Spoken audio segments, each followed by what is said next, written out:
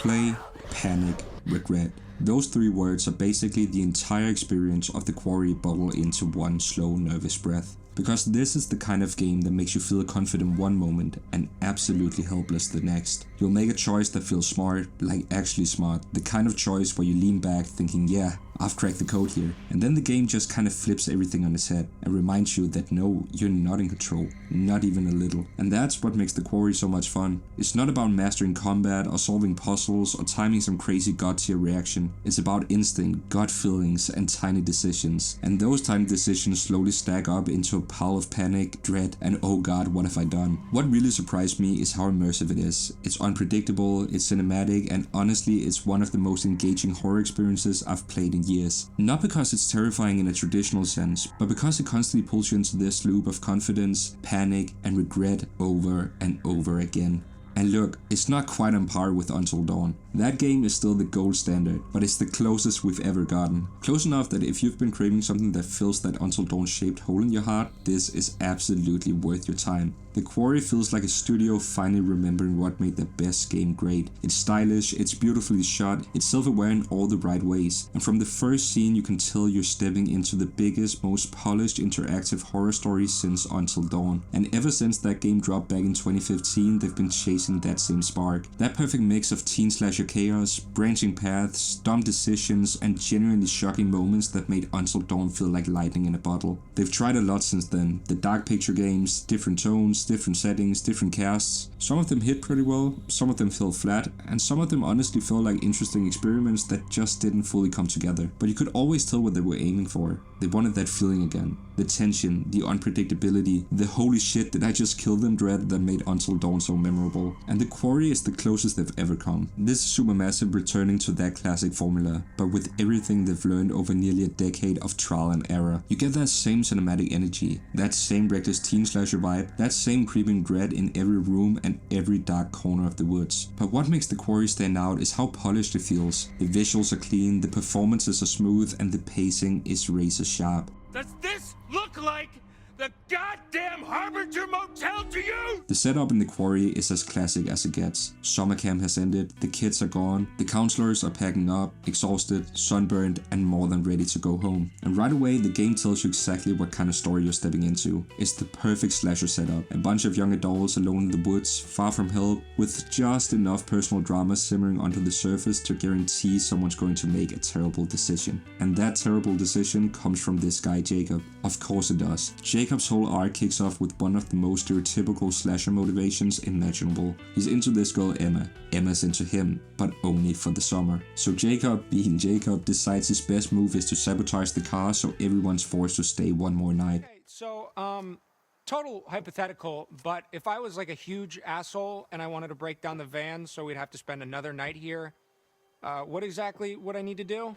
It's such a stupid plan that it loops right back around to being perfect for this kind of story. It's messy, it's emotional, it's impulsive, and even though you know it's a disaster waiting to happen, it sets the tone beautifully. Because Act 1 isn't really about horror, it's about tension, tiny cracks forming between characters, little moments of awkwardness or jealousy or insecurity. Supermassive wants you to settle in, get comfortable, get attached, and then feel guilty later when everything goes straight to hell. The game uses this first act to introduce each character's archetype while being very obvious about it. The flirt, the jock, the shy one, the sarcastic one, the bookworm, the influencer. And while some of them feel extremely unbearable at first, they each play their own role in this story's emotional rhythm. Some characters are supposed to annoy you, some are supposed to fool you, and some are supposed to surprise you later. Act 1 also sneaks in a lot of foreshadowing you don't recognize until hours later. A weird noise in the woods, a harmless campfire story that suddenly isn't so harmless, a character brushing off something you know they shouldn't ignore, a throwaway line that plants the seed for something big. It's like a slow, steady tightening of the rope. You don't feel it at first, but by the time Act 1 ends, you realize the game has subtly boxed you in. You know the cast, you know their relationships, you know their flaws. And that is the trick the Quarry pulls off really well. Act 1 isn't designed to scare you, it's designed to make the horror matter. It gives you just enough time with each character that when the first real danger hits, it hits harder. Because now survival isn't just about choices, it's about guilt, it's about responsibility, it's about that sinking feeling of oh god, I should have known better. Act 1 builds the foundation for all of that. It does it quietly, slowly, and in a way that feels natural. You're not waiting for the game to start, the game is already working on you. 3! Ugh. The Quarry might look like a traditional horror game on the surface, but the moment you actually start playing it, you realize something important. You're not really playing it in the usual sense. You're guiding, you're nudging the story forward, and you're shaping outcomes instead of controlling them. And that's why this is probably one of the most passive games I've ever played. The core gameplay is split into two very simple layers. The first layer is exploration. Slow walking, flashlight pointing, searching cabins, paths, abandoned rooms for clues, tarot cards, and that one tiny item that's not going to matter until much later on. But the key thing to understand here is that nothing can hurt you during exploration. There are no jump scares, no chase sequences, no fail states, no danger at all. You can basically put the controller down and go make a sandwich. Every single threat, every monster, every attack, every moment where someone might die lives exclusively inside the cutscenes. And that really creates this strange rhythm. Walking around is calm and quiet, but the second a cutscene triggers, the tension shoots straight through the roof. It's a hard turn, like flipping a switch, and that's where the second layer comes in. The QTEs, the choices, the quick decision pop-ups that appear out of nowhere and demand your immediate attention. Now the QTEs themselves are extremely forgiving. Half speed, big windows, simple stick flicks. You'd have to be half asleep or texting to miss most of them. But the reason they work is because the stakes are so unbelievably high. Missing a single one can get someone killed, and the Quarry knows how to exploit that feeling. It takes these tiny, low-skill inputs and turns them into the most stressful thing imaginable. Not because they're hard, but because they matter. And sometimes they matter in ways that don't even make sense until much later. A choice you thought was harmless suddenly causes a butterfly effect 3 chapters later, and someone pays the price for something you barely remember doing. This is the magic and the madness of Supermassive's branching system. Under the hood, the Quarry is constantly tracking a bunch of hidden variables you never see. Relationships, fear states, whether you picked up a certain item, whether you hesitated, whether you ran ahead, or whether you interrupted someone. Some of them connect directly into branching scenes, some of them silently block entire paths without ever telling you why, and some of them are just there to punish you for being overconfident. And this is why decisions feel unpredictable. You're always trying to guess what the game wants from you, and you're almost always wrong. And honestly, that's kind of brilliant. You're supposed to feel clueless. You're supposed to feel the game is one step ahead. You're supposed to walk into a scene thinking, I've got this, and then watch the thing spiral totally out of control anyway. And the biggest truth about these choices is that they matter way more than you think they will. Almost every major decision during a cutscene ties directly into who lives, who dies, or which branch you fall into next. But what makes it stressful is where the danger lives. During exploration, you have full control, but zero risk. But during cutscenes, you're forced into split-second decisions that can end a character's story instantly. You spend half the game calmly preparing, and the other half panicking because every decision suddenly matters way too much. You never get both at the same time, and that might be the game's greatest flaw.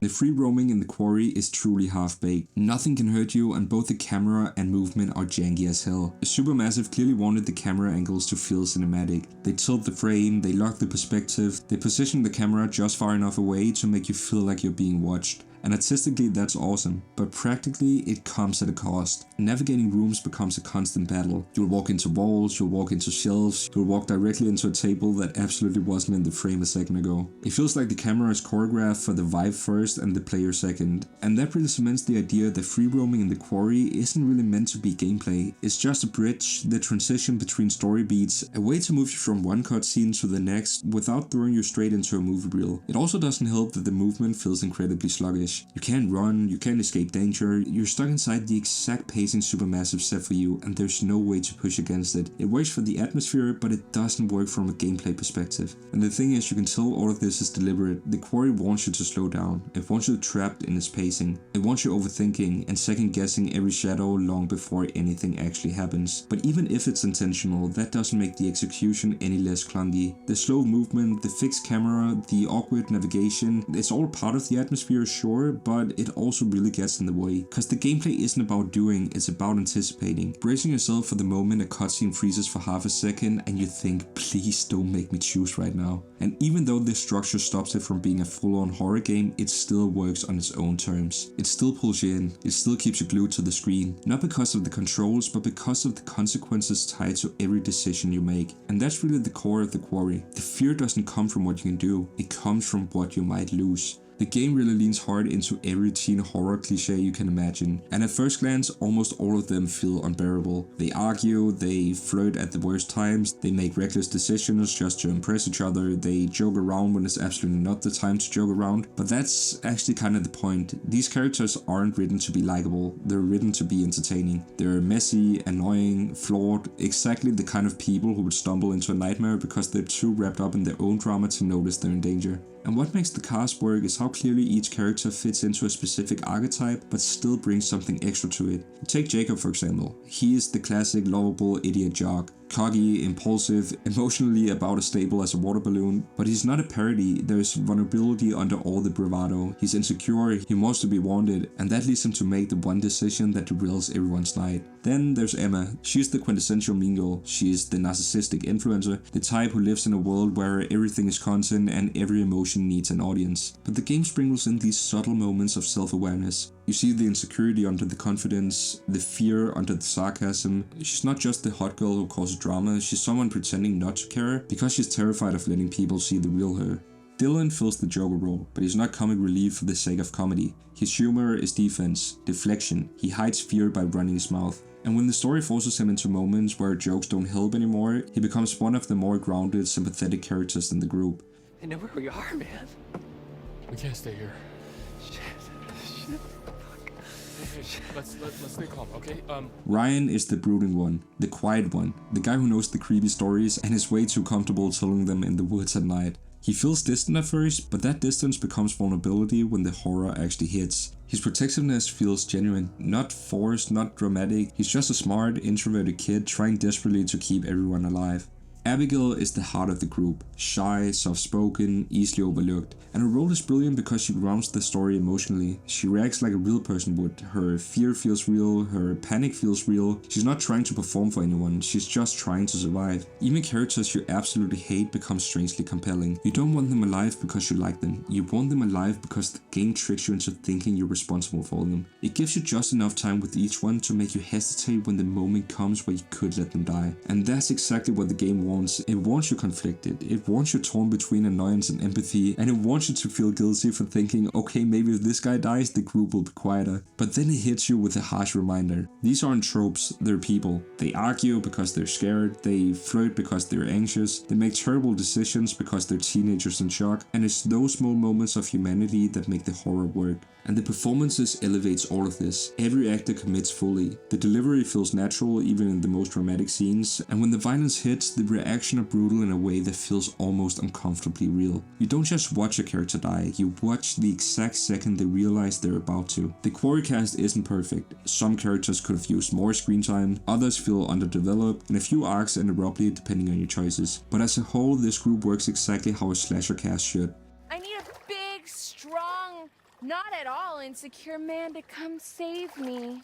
The Quarry isn't the kind of horror game that stalks you from every corner. It's not Outlast, it's not Resident Evil, you're not sprinting through hallways with something breathing down your neck. Instead, the Quarry does something a lot more subtle. It builds tension by making you feel watch long before anything actually happens. The magic of the game's horror comes from a very specific formula. It's slow pacing, plus perfect silence, plus cinematic misdirection. The kind of horror where nothing happens for so long that your brain starts inventing threats the game never actually throws at you. Supermassive understands something most horror games forget. Silence is scarier than sound. When everything goes quiet, you start waiting. You start imagining the next scare, and that anticipation is what gets under your skin. You'll walk through a cabin and hear nothing but your own footsteps. No music, no ambient hum, no background noise, just emptiness. And then suddenly, a twig breaks somewhere off screen, a door creaks, or a window lets in the faintest whistle of wind. It's subtle, but it hits hard, cause your brain fills in all the blanks the game intentionally leaves open. The Quarry uses silence in the same way a director uses a tight close-up. It forces you to focus, it forces you to wait, and right when you think you've adjusted, it breaks the tension with a harsh sound, a movement, or a cutscene that throws you straight into panic. Visually, the game feels like it was shot by a horror filmmaker who understands exactly how to manipulate you. The angles are claustrophobic, the shadows swallow the edges of the screen, the flashlight barely covers anything beyond the feet, and every environment is filled with so much depth that you're constantly scanning the background to see if something's moving. And even when nothing is there, you're convinced something is, and that makes the eventual scare hit harder. The Quarry doesn't rely on cheap jump scares, at least not most of the time. Its best scares come from timing and contrast. A quiet cabin suddenly erupting into chaos, a peaceful lake becoming the site of something violent, a playful moment turning into a life or death decision. It's really the slasher formula, but elevated. And because the game puts all the danger into cutscenes, every transition becomes a source of stress. A camera cut, a fade to black, a sudden close-up, you feel your chest tighten even before you know why. The cinematography sells it all so well. Shots linger a second too long, backgrounds stay blurry on purpose, a shadow moves just slightly off frame. That's the horror, not the monsters, not the violence, but the moment a character realizes they're in danger, and you realize it with them. Nick, oh my god. Act 2 is where the Quarry finally stops teasing you and actually sinks its teeth in. All the slow build-up from the first act suddenly pays off, because everything that seemed harmless before, the noises, the awkward conversations, the looks, finally snaps into focus. This is the moment where the game stops pretending to be a teen drama and becomes a full-on slasher story. One second you're hanging out, flirting, exploring, doing normal camp counselor stuff. The next second you're sprinting through the woods while something is screaming behind you. Act 2 is all about escalation. Every scene gets a little more chaotic, a little more violent, and a little more unpredictable. Characters stop being annoying tropes and start acting like people who genuinely don't want to die tonight. And this is where the branching structure really starts to show its teeth. Act 1's choices feel small, Act 2 choices feel dangerous. You'll be making split-second decisions, hide or run, scream or stay quiet, help someone or save yourself, and each one feels like a coin flip with someone's life on the line. What Act 2 does so well is that it doesn't telegraph the right answer. Sometimes running saves someone, sometimes it gets them mauled, sometimes shooting helps, and sometimes it just makes everything so much worse. You're constantly playing with incomplete information, and the game wants you to drown in that uncertainty.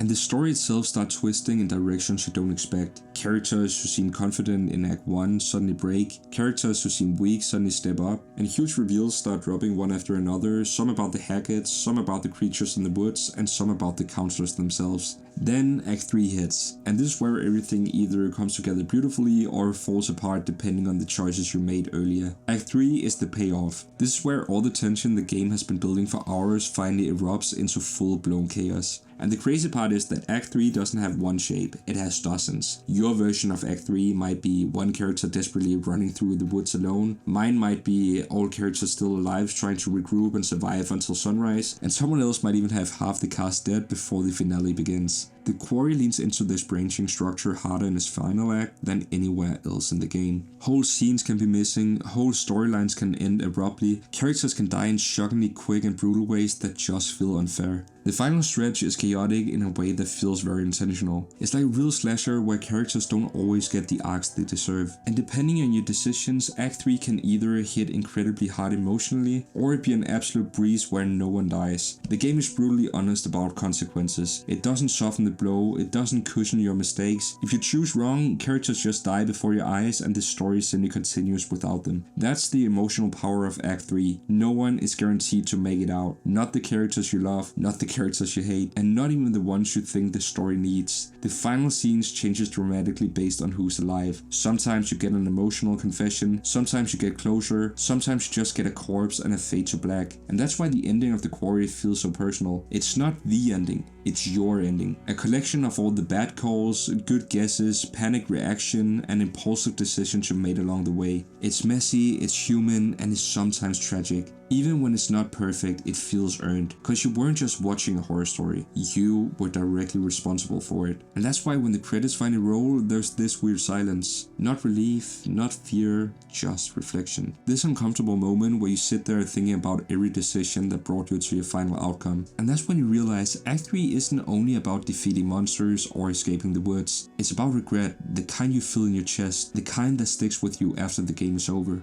Act 3 makes the Quarry what it is. Not perfect, not flawless, but personal. The kind of ending that makes you immediately want to start another playthrough, just to see if you can do better. The Quarry might have the most impressive visuals Supermassive has ever put out. There are moments when the game genuinely looks photorealistic, the kind of moments where you almost have to remind yourself you're not watching an actual movie, and a huge part of that comes down to the lighting. Supermassive absolutely nails the way natural light behaves. The sunlight that creeps through the branches, the glow of a campfire reflecting off someone's face, the moonlight breaking through the trees. It all feels incredibly grounded, almost like it was filmed on a real set instead of built in a game engine. The environments are a massive part of why the game works. Hackett's Quarry feels alive. The cabins look worn and lived in. The forest feels deep, quiet, and dangerous. Even the smallest areas, like the boathouse, the fire pit, or the old grocery shop, feel like places with history. And that's what makes exploring so tense. You're walking through spaces that feel familiar, but they're framed in a way that makes every corner feel threatening.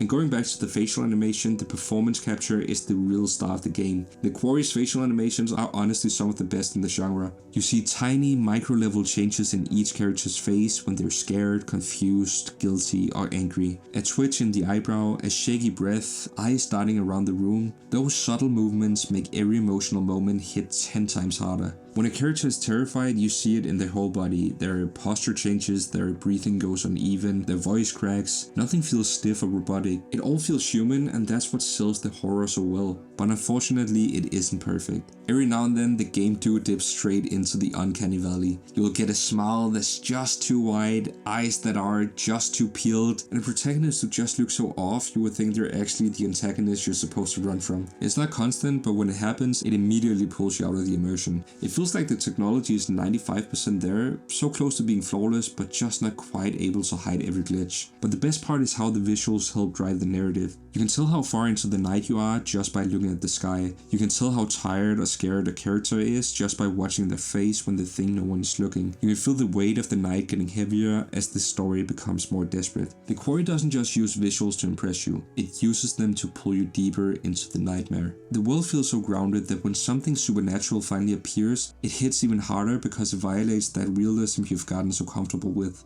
The game really does look incredible, and when you play it at night with headphones on, the realism becomes almost uncomfortable. You forget you're playing a game, you forget you're safe on your couch. Instead, it feels like you're actually there, in the woods, trying to survive. And even though there are a few uncanny valley bombs along the way, the overall presentation is easily one of the strongest parts of the entire experience. It makes every emotional moment more intense, every scare hits harder, and every bad decision feels like something you actually lived through.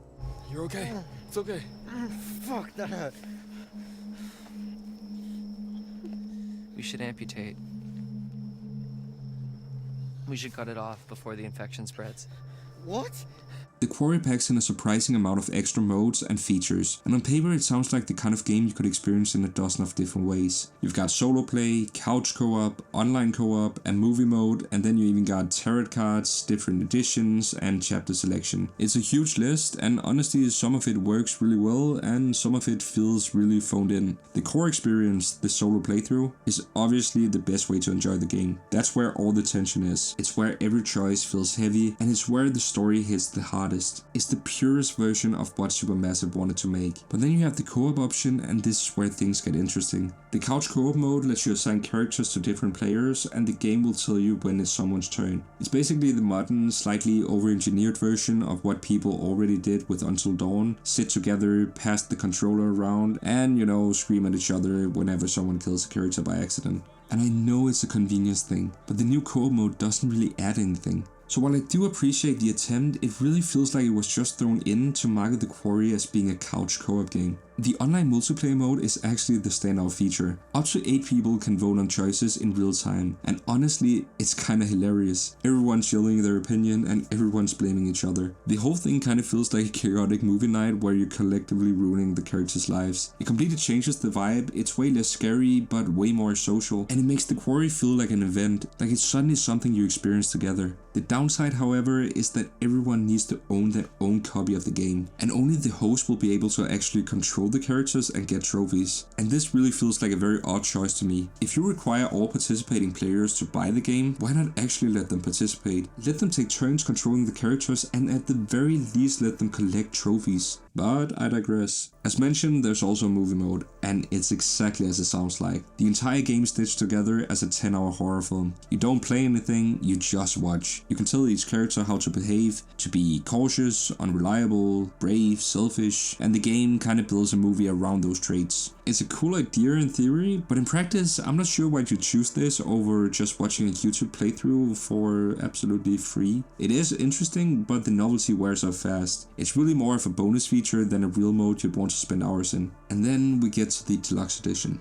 I accidentally bought it, and it's a mixed bag in the most literal way possible. It includes 80s themed outfits for your characters and a few visual filters like a black and white or a grainy overlay. And while some players might find them cool, I really didn't think they enhanced the experience at all. But my only real big issue with the deluxe edition is the death rewind feature. This is honestly one of the most immersion breaking additions in the entire game. You get 3 rewinds where you can undo your character's death instantly, even on your first playthrough. Sure, you can just choose not to use it, but I don't know about you, but I definitely wasn't strong enough to ignore that glowing save them button when my favorite character got absolutely mauled because of my terrible decision making. The whole tension of the Quarry comes from the idea that every decision could be fatal, and when you can just undo death instantly on the spot, that fear disappears. It turns the game from a horror experience into a choose your own apology. Like, instead of regret, you just go, whoops, my bad, and rewind time. Like, bro, what? I also really dislike the chapter select system. In theory, it's perfect. You finish the game, you want to see different outcomes, so you jump back to a specific chapter. But the moment you select a chapter, the entire rest of your progress is deleted and overwritten from that point onward. So if you want to replay one tiny scene from chapter 4 and then an outcome in chapter 7 and then maybe another moment in chapter 9, then you have to do it in reverse order. Otherwise you would have to grind through all the chapters in between with no sprint button and no skip dialogue button. It completely kills experimentation, and it makes those 186 endings that the game has feel more like a trivia fact than something most players will ever actually see. The tarot card system also suffers. The idea is great, little flashes of the future that help you guide your decisions, but the execution is too vague, too quick, and too abstract to be useful. Half the time you're left thinking, what did I actually just see? And the other half you're thinking, okay, but how do I stop that from happening?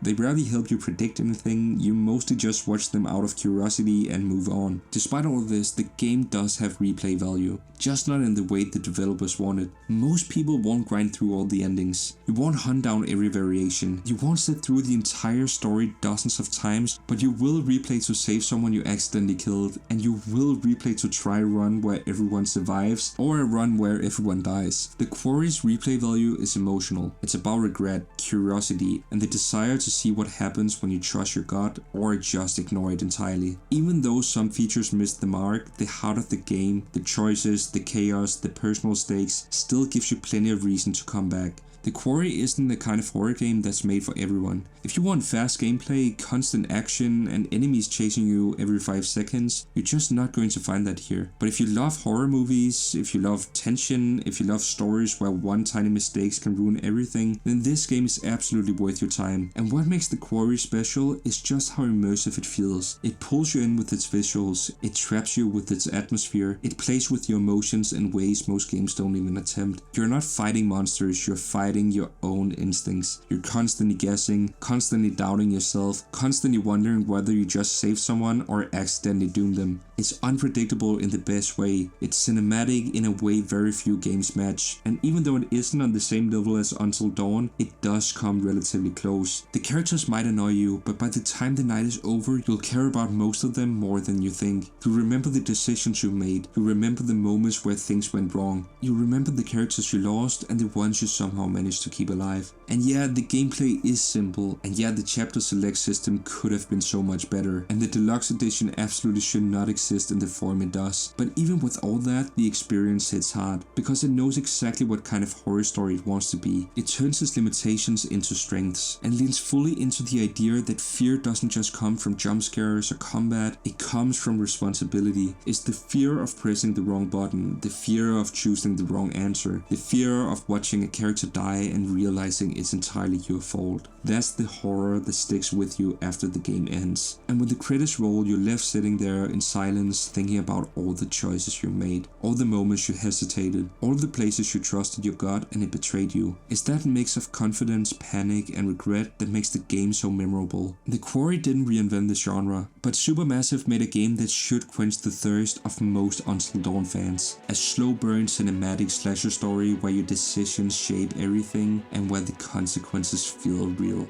So if you want something atmospheric, emotional, and surprisingly intense, this is it. This is the one you should play. Play, panic, regret. That's the Quarry.